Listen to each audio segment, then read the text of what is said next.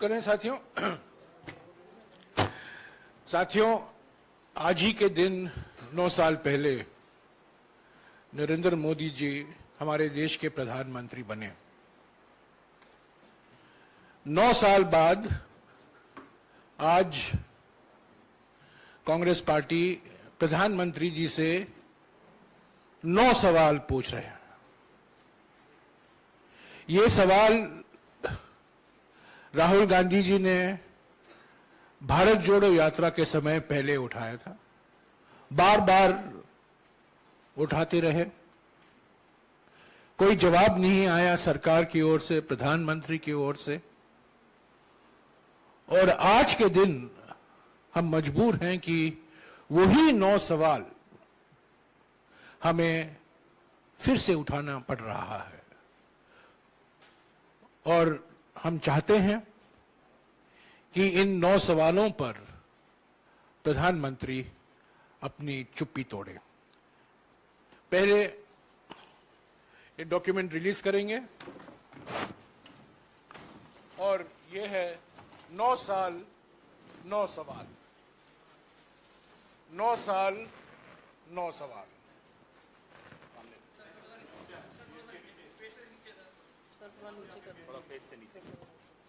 9 साल 9 सवाल।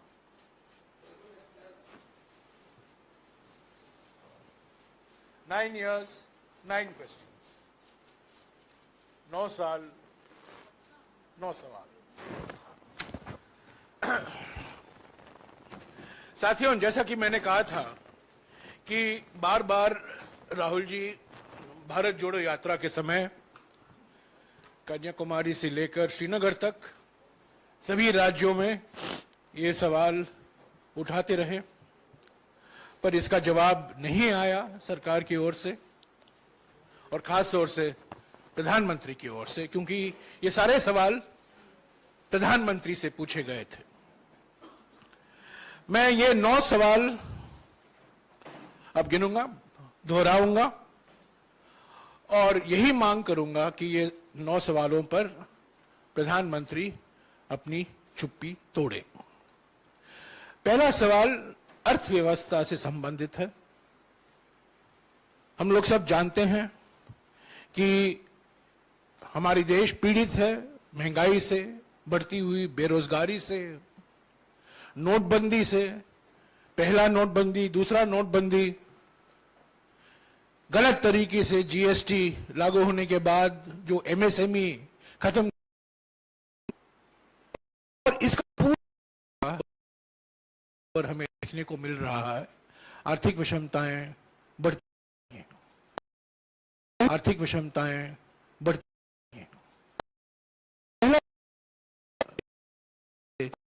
है क्यों है प्रधानमंत्री देश में बेरोजगारी छू रही है? क्यों अमीर हो रहे हैं और गरीब हो रहे हैं? सार्वजनिक संपत्तियों को आप क्यों मित्रों को बेच रहे हैं? आर्थिक विषमताओं क्यों बढ़ रही हैं? तो ये पहला सवाल अर्थव्यवस्था से जुड़ा हुआ है और खास तौर से बढ़ती हुई आर्थिक विषमताओं के संबंध में है। दूसरा सवाल कृषि और किसान से संबंधित है, कृषि और किसान से जुड़ा हुआ है। ऐसा क्यों है प्रधानमंत्री जी कि पिछले 9 सालों में भी किसानों की आय 2 गुनी नहीं हुई है? ये उनका वादा था, ये वादा अभी तक पूरा नहीं हो पाया। 3 काले कृषि कानूनों को रद्द करते समय किसान संगठनों के साथ हुए समझौतों को अभी तक लागू क्यों नहीं किया गया है? एमएसपी की गारंटी क्यों नहीं दी गई है? इस पर बहुत लंबी चर्चा हुई है। पहले किसान संगठनों के साथ सरकार की बातचीत हुई, संसद में भी इस पर बहस हुई, ये काले कानून पारित हुए। उसके बाद मजबूरी से प्रधानमंत्री ने इसको वापस लेना पड़ा।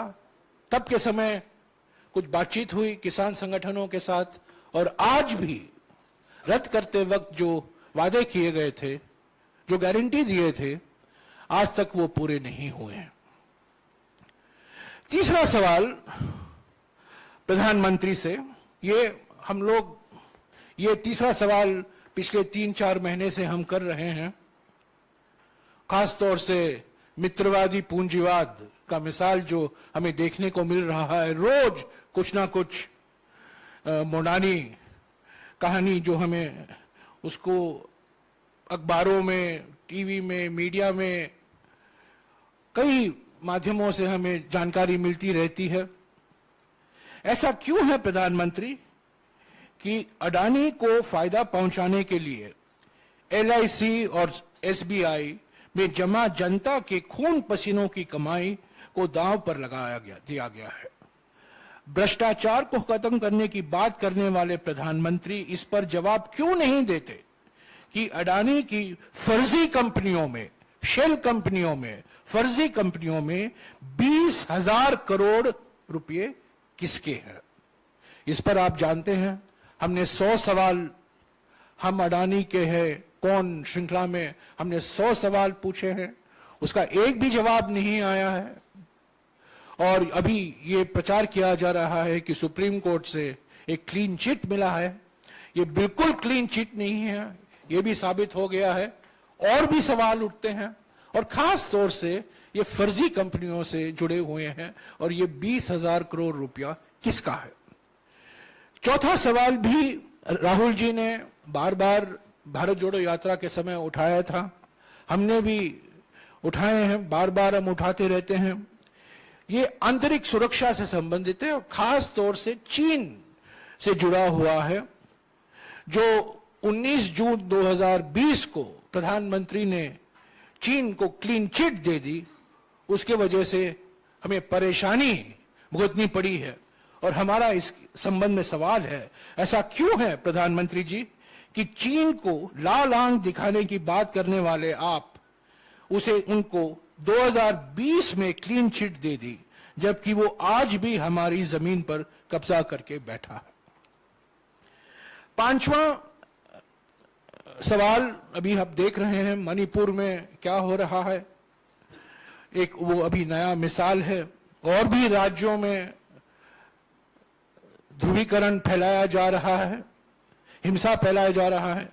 सामाजिक सद्भाव जो बिगड़ा है, सामाजिक सद्भावना जो बिगड़ा है, उस पर यह सवाल है। ऐसा क्यों है प्रधानमंत्री जी कि चुनावी फायदे के लिए जानबूझकर बंटवारे की राजनीति को हवा दी जा रही है और समाज में डर और माहौल बनाया जा रहा है। एक तरफ राजनीतिक विरोधियों के खिलाफ डर और धमकी, और दूसरी तरफ समाज में अलग अलग धर्म, अलग अलग जाति, अलग अलग भाषा, अलग अलग प्रांत में बंटवारे की राजनीति का उपयोग किया जा रहा है अपनी राजनीतिक मकसद के लिए।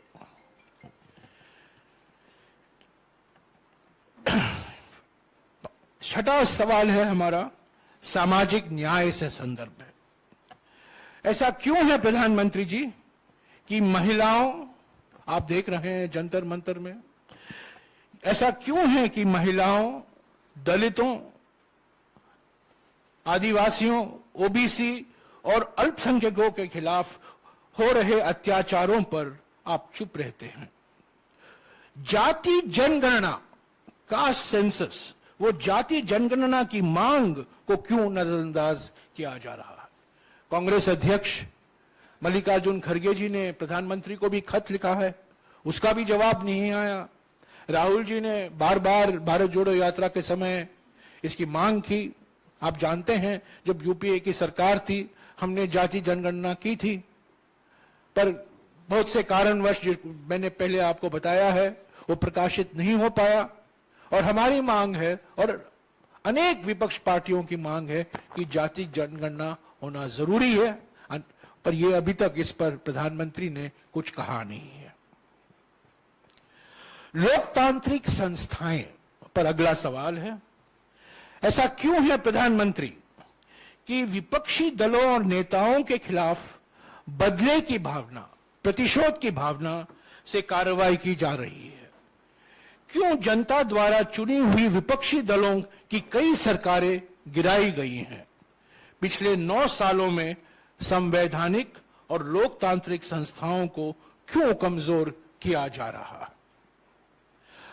8वां सवाल, जन कल्याण की योजनाएं, मिसाल के तौर से महात्मा गांधी नरेगा, ऐसा क्यों है प्रधानमंत्री कि बजट में कटौती करके मनरेगा जैसे जन कल्याण की योजनाओं को कमजोर किया गया है?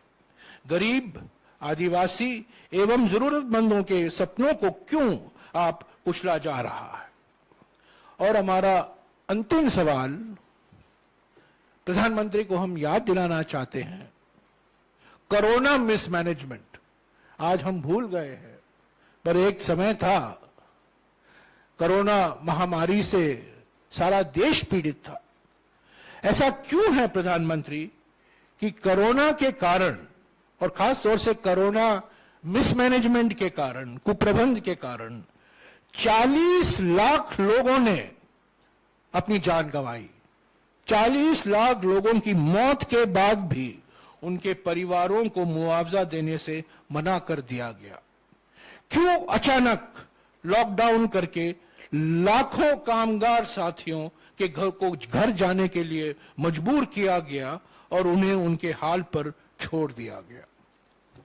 तो साथियों, ये 9 सवाल हैं, 9 साल के 9 सवाल, भारत जोड़ो यात्रा के 9 सवाल, राहुल जी के 9 सवाल, हमारे कांग्रेस अध्यक्ष के 9 सवाल, कांग्रेस पार्टी के 9 सवाल और देश की जनता का 9 सवाल। तो ये 9 साल हैं, 9 सवाल हैं और प्रधानमंत्री को, खास तौर से प्रधानमंत्री को चुप्पी तोड़ने की अभी वक्त आ गया है और जरूरी है। कल 27 तारीख को कांग्रेस पार्टी ने 35 शहरों में इस 9 साल 9 सवाल लेकर प्रेस कॉन्फ्रेंस आयोजन किया है। कल और परसों 27 और 28 दोनों दिन होंगे, पर ज्यादातर प्रेस कॉन्फ्रेंसेस कल ही होंगे। 27 तारीख को हमारे कई सांसद और हमारे कई सीनियर लीडर, कई नेता, पदाधिकारी, सब लोग जाएंगे और इसका विमोचन भी होगा इन शहरों में। 9 साल 9 सवाल का जो डॉक्यूमेंट है, जो दस्तावेज है, जो रिपोर्ट है, ये एक रिपोर्ट कार्ड है। ये मानकर चलिए कि ये एक रिपोर्ट कार्ड है और इसमें हर एक सवाल के लिए जो बैकग्राउंड जानकारी जरूरत है उसमें दिया गया है। क्यों ये सवाल पूछा गया है, किस संदर्भ में ये सवाल पूछा गया है और देश को क्या भुगतना पड़ रहा है क्योंकि प्रधानमंत्री इन सवालों पर चुप है। ये रिपोर्ट कार्ड अंग्रेजी में है और हिंदी में भी, दोनों में। आपने देख लिया होगा।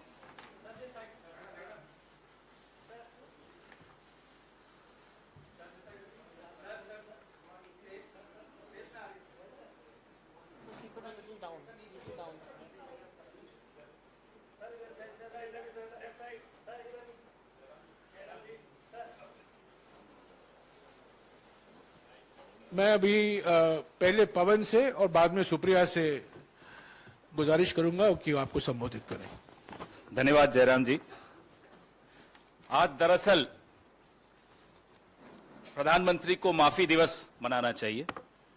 पिछले 9 साल जिनका लेखा जोखा अभी जयराम रमेश जी ने आपके सामने रखा, उस लेखा जोखा को अगर आप देखते हैं तो आज सिर्फ और सिर्फ मिच्छामी दुक्कड़म कहना चाहिए प्रधानमंत्री को। इसके अलावा और 2 शब्द के अलावा तीसरा नहीं बोलना चाहिए। प्रत्येक हिंदुस्तानी से, प्रत्येक भारतीय से जिसके साथ विश्वासघात हुआ, उससे वो माफी मांगे। जो अगर आप लोग नेटफ्लिक्स देखते हैं, फिक्शनल नॉवेल्स पढ़ते हैं तो लिखा हुआ आता है ये काल्पनिक है। पिछले 9 साल में जितनी बातें इन्होंने की, अपने मैनिफेस्टोज में की, अपने वादों में की, अपने भाषणों में की, अपने मन की बात में की, तमाम बातें काल्पनिक थी। उनका हकीकत से दूर दूर तक कोई लेना देना नहीं था। मेरी और आपकी जिंदगी पर उसका कोई प्रभाव नहीं पड़ा। तो इसलिए हम उनसे मांग कर रहे हैं कि आप, जब हम आपसे पिछले 9 साल का हिसाब मांगते हैं तो आप अब 900 साल पीछे मत ले जाइए इतिहास में कि 900 साल पहले ये हुआ था, 800 साल पहले ये हुआ था, 700 साल पहले, किसी को कोई रुचि नहीं। सब यह जानना चाहते हैं कि पिछले 9 साल में आपने क्या किया। जो पेट्रोल 60 रुपए लीटर आपको उस वक्त महंगा दिखता था, आज वो 100 में बेचते हुए कहते हो कि साहब श्रीलंका में देखो कितने में बिक रहा है, पाकिस्तान में कितने में बिक रहा है। 400 रुपए का सिलेंडर यहां 1200 में बिकता है, तो आप पलट कर कहते हो कि श्रीलंका में 2000 का बिक रहा है, पाकिस्तान में 2000 का बिक रहा है। यह स्तर बना दिया आपने मेरे देश का, इसलिए आपको माफी मांगनी चाहिए भारत से। किसानों की आय पर जयराम रमेश जी ने एक सवाल पूछा, दुगनी छोड़ दीजिए। अब तो किसान कहते हैं जो उस वक्त थी ना, बस उतनी भर हमें मिल जाए वापस तो वही बड़ी कृपा होगी। उतनी भी नहीं छोड़ी जो 2014 से पहले मिलती थी, आप दुगनी की बात करते हैं। इसलिए हम कहते हैं कि काल्पनिक है आपकी हर बात। कोरोना काल में हम सबने त्रासदियां देखी, ऑक्सीजन नहीं, साहब जो थे हजारों की भीड़ इकट्ठी करते थे, शाम को जूम कॉल पे मास्क लगा के बैठ जाते थे। यह असलियत है इस सरकार की। असली चेहरा कुछ और जब वक्त आता है तो मुखौटा। तो मुखौटे और चेहरे का जो द्वंद्व है, पिछले 9 साल में वही इस देश ने देखा, कुछ नया नहीं देखा। हम फिर से मांग करते हैं कि आज से लेकर 31 मई तक जितने भी आयोजन करें, माफी जरूर मांगे इस देश से विश्वासघात के लिए जो इस देश के साथ पिछले 9 साल में हुआ है। धन्यवाद।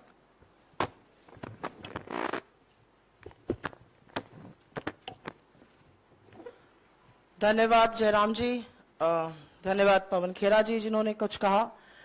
मैं आर्थिक मुद्दे पर ही अपनी बात केंद्रित रखूंगी, क्योंकि आर्थिक बदहाली जो इस देश ने पिछले 9 साल में देखी है वो त्रासदी बनकर उभरी है।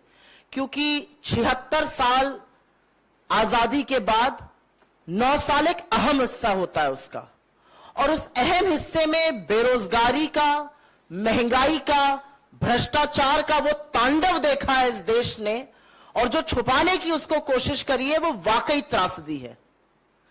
आज असलियत यह है, अगर सरकार की ओर से ही देख लीजिए, सरकार का सबसे बड़ा दावा क्या है, सीना ठोक कर बोलते हैं हम यूके के आगे की इकोनॉमी बन गए। दावा यह है, असलियत क्या है, यूके की एवरेज परचेजिंग पावर कैपेसिटी जो है वो $50,000 है, हमारी $7,000 है। तो जब झूठ भी बोलते हैं तो इतना लंबा बोल जाते हैं कि अपने आप ही अपने बनाए हुए चक्रव्यूह में फंस जाते हैं। सीना ठोक करके एक अपना दावा और करते हैं 9 साल का। क्या कहते हैं, हमने 86 करोड़ लोगों को फ्री का राशन बांटा। हां, क्योंकि आप हमारे देश को इस कगार पर ले आए कि भूखमरी, बेरोजगारी और महंगाई के चलते आपको वो बांटना पड़ा। और अब लोगों की आंखें खुल रही हैं, क्योंकि गरीब देख रहा है कि आपने उसके साथ क्या क्या धोखा किया है। लेकिन अगर निष्पक्ष तरीके से एक बात देख ली जाए तो जिस प्रधानमंत्री ने 9 साल पहले आज के दिन प्रधानमंत्री बनने से पहले कहा था मैं 2 करोड़ रोजगार साल के दूंगा, अभी तक तो 19 करोड़ रोजगार बन जाने चाहिए थे, उस प्रधानमंत्री को 71,000 वो चिट्ठियां बांटनी पड़ती है जो डाकिया घर लेकर जाता था। कहां 19 करोड़ रोजगार बनाने थे और कहां 71,000 चिट्ठियां बांट रहे हैं। यह असलियत है इस सरकार की। इस सरकार की यह असलियत है कि कोरोना का एक भी केस आने से पहले इस देश की अर्थव्यवस्था 8.2% से गिरकर 4.1% पर हो गई थी और 45 साल की सबसे ज्यादा बेरोजगारी थी। इस सरकार की यह असलियत है कि इनकी नाक के नीचे से, क्या वो ललित मोदी हो, क्या वो नीरव मोदी हो, क्या वो मेहुल चोकसी हो, क्या वो विजय माल्या हो, करोड़ों का चूना लगाकर पैसा लेकर इस देश का भाग गए और यह सरकार कुछ नहीं कर पाई, आज भी हाथ पर हाथ धरे बैठी है। इस सरकार के भ्रष्टाचार का यह आलम है कि 11 लाख करोड़ बट्टे खाते में अमीर आदमियों के लिए डाल दिए गए, लेकिन किसानों के कर्जे माफी पर नाक भौं सिकोड़ने लगते हैं। इनकी असलियत यह है कि 23 करोड़ लोग इस देश में गरीबी की सीमा रेखा के नीचे चले गए, जिन 27 करोड़ लोगों को हमने ऊपर उबारा था 4 से 14 के बीच में। इस सरकार की यह असलियत है कि प्रधानमंत्री बनने से पहले मोदी जी क्या कहते थे, मित्रों, रुपए की साख और प्रधानमंत्री की साख प्रतिष्ठा एक बराबर है। जैसे जैसे रुपया गिरता है प्रधानमंत्री की साख गिरती है। 53 पर रुपया मिला था, आज 83 पर है। कहते हैं हम सबसे सस्ता तेल बुला रहे हैं, ले रहे हैं, खरीद रहे हैं रशिया से। तो महानुभाव, हमारा पेट्रोल और डीजल का दाम सस्ता क्यों नहीं हो रहा? आखिरी बार दाम सस्ता कब हुआ था, यह देश की जनता जानना चाहती है। इस सरकार ने पढ़ाई महंगी कर दी, आटा महंगा कर दिया, अस्पताल की बेड महंगी कर दी, रेलवे की यात्रा महंगी कर दी। और इसीलिए मैं कहती हूं कि बेरोजगारी और महंगाई और भ्रष्टाचार का जो तांडव इस देश ने देखा है वो वाकई में त्रासदी है। कर्नाटक ने एक संदेश दिया और वो संदेश भाजपा ना पढ़ना चाहे तो हमारे लिए बहुत अच्छा है, लेकिन संदेश ये है और संदेश बड़ा है। और एक के बाद एक नए नए सर्वे आप लोगों के टीवी चैनल के माध्यम से अब सामने आ रहे हैं। इस देश के सामने मूलतः 3 समस्या है: बेरोजगारी, महंगाई और निरंकुश भ्रष्टाचार। अडानी पर एक शब्द नहीं बोलेंगे। बेरोजगारी की बात करो तो पकौड़ा तलने की हिदायत देंगे, पकौड़ा भी तल लेंगे साहब, लेकिन जो गैस का सिलेंडर 400 पे मिलता था उसको भी आपने 1200 कर दिया है। आटे पर भी आपने जीएसटी लगा दिया है, सरसों के तेल को 90 से 250 पहुंचा दिया है। और महंगाई की बात करो तो सरकार खड़े होकर कहती है हम तो जी लहसुन प्याज ही नहीं खाते। आप मत खाइए, लेकिन लोगों की थाली में प्रहार मत करिए। मेरा अपना मानना है इन सब बातों का जवाब मिलना जरूरी है। और 9 साल में बाकी जो जयराम जी ने आपको संस्थाओं के बारे में बताया, जो पवन जी ने आपको माफी की बात करी, बिल्कुल करना चाहिए। मेरा तो एक चैलेंज भी है और एक गुजारिश भी है। महोत्सव मनाना चाहिए सरकार को 9 साल का, महोत्सव मनाना चाहिए अपनी नाकामी के 9 सालों का। और लगे हाथ प्रधानमंत्री महोदय एक प्रेस वार्ता जरूर कर दें बिना टेलीप्रॉम्प्टर के। कुछ सवाल ले लें, कुछ सवाल लेकर एक प्रेस वार्ता कर दें तो हम चुप हो जाएंगे, लेकिन वो कर नहीं सकते क्योंकि प्रधानमंत्री सवालों के जवाब से भागते हैं और सवाल दिन ब दिन बढ़ते जा रहे हैं। धन्यवाद। जी, आपके सवाल, देश के सवाल तो हो गए। आपके सवाल, इन सवालों पर मैं जानता हूं आपके कई सवाल हैं, इन सवालों पर। हाँ मौसमी,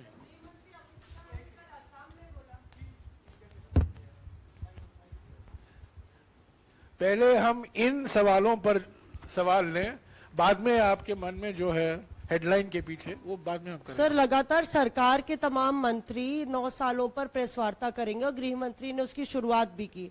उन्होंने आरोप लगाया है कांग्रेस पार्टी पे कि कांग्रेस पार्टी अभी डिसइल्यूजन्ड है और अहंकार से डूबी हुई है, और अगर ऐसा ही चला तो लोकसभा के आने वाले चुनाव में अभी तो मुख्य विपक्षी दल का ये रुतबा खोए हैं और बिल्कुल साफ हो जाएंगे लोकसभा के आने वाले चुनाव में। मैं क्या कह सकता हूं? कर्नाटक के चुनाव के पहले प्रधानमंत्री ने क्या कहा, वही स्वघोषित चाणक्य ने क्या कहा कर्नाटक में, और क्या नतीजा हुआ देखने को मिला। तो ये सब बोलने की बातें हैं। कर्नाटक ने पहले हिमाचल में, बाद में कर्नाटका में, ये साफ हो गया है कि प्रधानमंत्री से लोग थक गए हैं। और गृह मंत्री कुछ भी बोले, पर उनकी जो पब्लिक रैलियां हुई, मैंने खुद देखा है, उसमें लोग नहीं आए। और खुद वीडियो पर वो दिखाई दिए गए कि उन्होंने पूछा क्या यहां लोग क्यों नहीं है। तो 2024 में क्या होगा उस पर अभी ये मौका नहीं है, ये वक्त नहीं है। उसके पहले 5-6 राज्यों में चुनाव होंगे, उसकी तैयारी में हम लोग हैं। पर हमें पूरा विश्वास है कि जो जनादेश कर्नाटका में मिला है वो हमारे अन्य देश राज्यों के लिए भी एक बहुत प्रभावशाली संकेत है।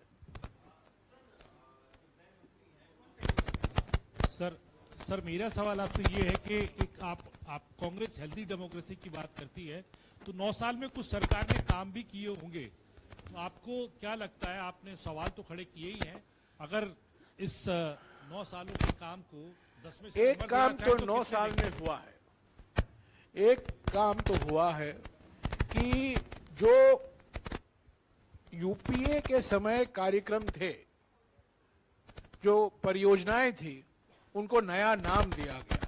एक काम तो हुआ है। हमारे यूपीए के समय निर्मल भारत अभियान हुआ और प्रधानमंत्री आए और पिछले 9 साल में स्वच्छ भारत अभियान हुआ। यूपीए के कार्यकाल में basic savings bank deposit account BSBDA था, प्रधानमंत्री आए, जन धन योजना बन गया। ऐसे में कई मिसाल गिना सकता हूं। तो एक चीज जरूर हुआ है कि जो कार्यक्रम थे, जो योजनाएं थी, उनको एक नया ब्रांडिंग, एक नया नाम दिया है और प्रधानमंत्री खुद प्रचार मंत्री बन गए इन कार्यक्रमों के लिए। मार्केटिंग के लिए जरूर हमारे यूपीए के कार्यकाल में भी ग्रामीण LPG वितरण योजना हुआ करता था, उसको उज्ज्वला नाम दे दिया। तो नाम देने में, ब्रांडिंग में, मार्केटिंग में पिछले 9 साल में बहुत उपलब्धियां हुई है।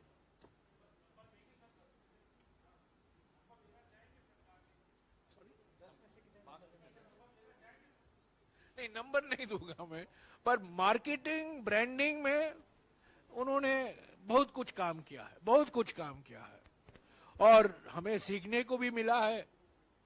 विदेश नीति के संदर्भ में अभी हर बच्चा जानता है हमारे देश में A² + B², A+B whole square is equal to A² + B² + 2AB। ये 2AB क्या है हर बच्चा जानता है। अभी सरकारी स्कूलों में, निजी स्कूलों में ये 2AB क्या है पूछते रहता है। बहुत उपलब्धियां हुई है। सर जयराम जी, पर एक चीज मैं कहूं, 19 जून 2020 का क्लीन चिट प्रधानमंत्री का देना हमारे लिए बहुत खतरनाक साबित हुआ है। चीन के साथ जो हमारा नेगोशिएटिंग पोजीशन है वो कमजोर हुआ है और ये इसीलिए हुआ है क्योंकि प्रधानमंत्री ने उनको क्लीन चिट दे दी, खुद क्लीन चिट दे दी। जहां चुप रहना चाहिए वो क्लीन चिट दे देते हैं और जहां चुप्पी तोड़नी चाहिए वो कुछ बोलते नहीं। हाँ जी जी sir, Jainendra, yes sir. Sir इससे संदर्भ में जी सर, जी सर। सर विपक्ष के तौर पर और अपना सर विपक्ष के तौर पर आप लोगों ने सरकार से 9 सवाल पूछे हैं, सरकार की जो खामियां हैं आपके मुताबिक वो उजागर की हैं, लेकिन हम ये भी देखते हैं तस्वीरें सर की ऑस्ट्रेलिया के प्रधानमंत्री भारत के प्रधानमंत्री को बॉस बोलते हैं। ये भी हम तस्वीरें देखते हैं कि एक देश के प्रधानमंत्री के पैर छूते हैं। तो इसको पेश किया जाता है कि देखिए इतनी ऊंचाइयां हासिल कर ली हैं, देश इतना मजबूत हुआ है कि भारत के प्रधानमंत्री का डंका बज रहा है। इन तस्वीरों पर और इस धारणा पर आप क्या कहेंगे? देखिए, एक तो मैं कह दूं कि हर एक प्रधानमंत्री को अलग अलग देश में जाना जरूरी होता है, पर नरेंद्र मोदी जी पहले प्रधानमंत्री हैं जिन्होंने अपने विदेश यात्रा में घरेलू मामलों को मुद्दा बना दिया है। यहां की राजनीति, यहां के जो हमारे मतभेद हैं वो अलग अलग देशों में जाकर प्रचार करते हैं। ये तो पहली बार हमें देखने को मिल रहा है। पहले भी प्रधानमंत्री जाया करते थे। आपने बॉस का सवाल उठाया। ऑस्ट्रेलिया के प्रधानमंत्री ने कहा एक स्टेडियम में, और ज्यादातर स्टेडियम यहां से गई थी, वहां यहीं के लोग थे, और क्राउड को देखकर प्रधानमंत्री ने, ऑस्ट्रेलियन प्रधानमंत्री ने कहा हमारे प्रधानमंत्री को, बॉस मैं भी था 8 दिसंबर 2009 को कोपेनहेगन में, जहां अमेरिका के राष्ट्रपति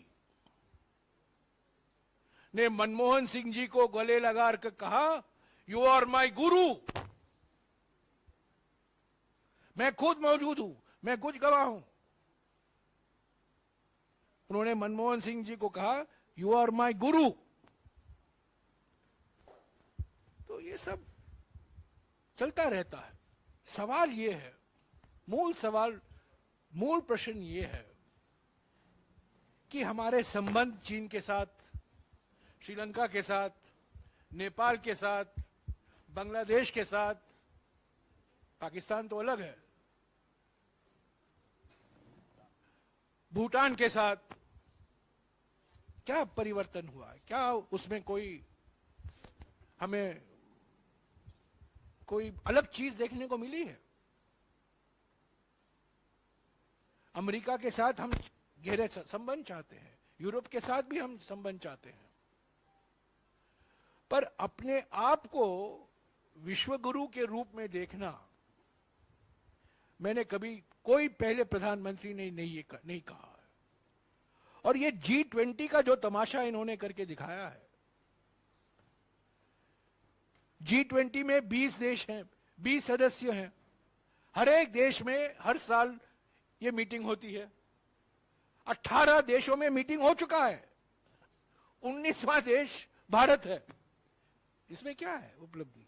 होना ही था, एक दिन होना ही था, हुआ है, अच्छा है। तो ये विदेश की नीति में मैं समझता हूं सबसे महत्वपूर्ण बात जो हमें सोचनी चाहिए कि चीन के साथ पिछले 3 साल में जो संबंध बिगड़े हैं और जो क्लीन चिट प्रधानमंत्री ने दिया है, इसका नतीजा हमारे देश पर क्या हुआ है, हमारी कूटनीति पर क्या हुआ है। हाजी Sanjay, ask on the Senegal issue? One second. Hello,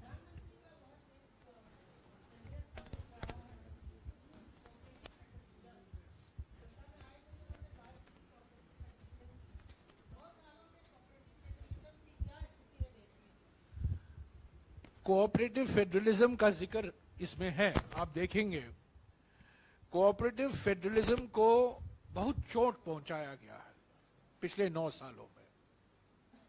मैं आपको कई मिसाल दे सकता हूं। चुने हुए सरकार गिराए गए हैं,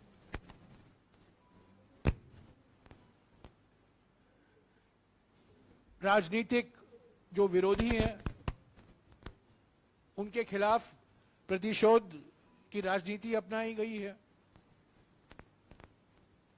और जो विषय राज्य सरकारों की जिम्मेदारी थी वो अभी केंद्र सरकार ने हड़प ली है। और मिसाल के तौर से सहकारी संस्थाएं, पहली बार आपने देखा होगा पिछले साल एक नया मंत्रालय खोला गया, का गठन हुआ, सहकारी मंत्रालय। पुराने जमाने में वो मंत्रालय का नाम हुआ करता था कृषि और सहकारी मंत्रालय, ministry of agriculture and cooperation. पिछले 1.5 साल से हमारे गृह मंत्री इस मंत्रालय के कैबिनेट मंत्री हैं, यानी कि सहकारी संस्था गृह मंत्री से जुड़ा गया है। क्यों? क्योंकि सारा नियंत्रण, सारा कंट्रोल कोऑपरेटिव पर जो आज राज्य सरकारों की है वो केंद्र सरकार की होगी। कर्नाटक में एक बड़ा मुद्दा क्या था, चुनावी मुद्दा, कि नंदिनी ब्रांड को मिटाने के लिए अभी अमूल को रास्ता खोला गया है। परसों या कल तमिलनाडु के मुख्यमंत्री ने गृह मंत्री को एक खत लिखा है कि हमारे दूध का ब्रांड तमिलनाडु में आविन उस पर हमला कर रहा है। कहा आप कर रहे हैं। तो ये कोऑपरेटिव फेडरलिज्म की बात तो प्रधानमंत्री ने की, पर हकीकत जो है कोऑपरेटिव फेडरलिज्म का बिल्कुल विपरीत है। और नीति आयोग की जो भूमिका होनी चाहिए थी कोऑपरेटिव फेडरलिज्म को और मजबूत करने के लिए, वो नहीं हो पाया है, क्योंकि नीति आयोग भी प्रधानमंत्री कार्यालय का एक अंग बन चुका है। जब कांग्रेस की सरकार थी 1950 से योजना आयोग था, प्लानिंग कमीशन हुआ करता था, पर थोड़ी दूरी से वो काम करता था, सरकार की भी आलोचना हुआ करती थी। पर नीति आयोग तो बिल्कुल प्रधानमंत्री कार्यालय का एक अंग बन चुका है। तो इन हालातों में मैं समझता हूं कोऑपरेटिव फेडरलिज्म एक नारा बन गया है और केंद्रीयकरण, जो विषय राज्यों को संविधान ने अधिकार दिया है, वही विषय अब केंद्र सरकार की जिम्मेदारी बन रही है। ये गलत रास्ता है।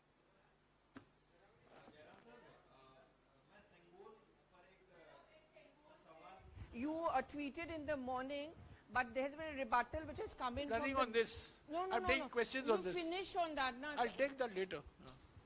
सर सेंगोल पर सवाल था। नहीं, सेंगोल पर नहीं है ये। आप विषय पर पूछिए, विषय पे पूछ। विषय पर पूछिए। कोई डाइवर्ट करने की कोशिश मत कीजिए। विषय पर पूछिए, विषय पर पूछिए। हाँ, 9 साल पर। हाँ, 9 साल पे जो 9 सवाल आपने पूछे, 9 साल हो गए मोदी सरकार के। उसी 9 साल के अंदर एक राजदंड जो है पार्लियामेंट के अंदर उसको स्थापित करने की बात हो रही है। इसका कोई डॉक्यूमेंट्री एविडेंस है नहीं। इसका कोई डॉक्यूमेंट्री एविडेंस नहीं है कि नेहरू जी या फिर राजा जी या फिर माउंटबेटन के सामने ये सौंपा गया हो ब्रिटिशर्स द्वारा। उस पर अमित शाह ने कहा कांग्रेस को भारतीय ट्रेडिशन और कल्चर से इतनी परेशानी। I don't understand. सवाल क्या है? मैं अपने ये ट्वीट के लिए मैं प्रेस कॉन्फ्रेंस नहीं कर रहा हूं। हाँ जी, और कोई सवाल इस पर नहीं है क्या शमीन? कोशिश अच्छा था। हाँ।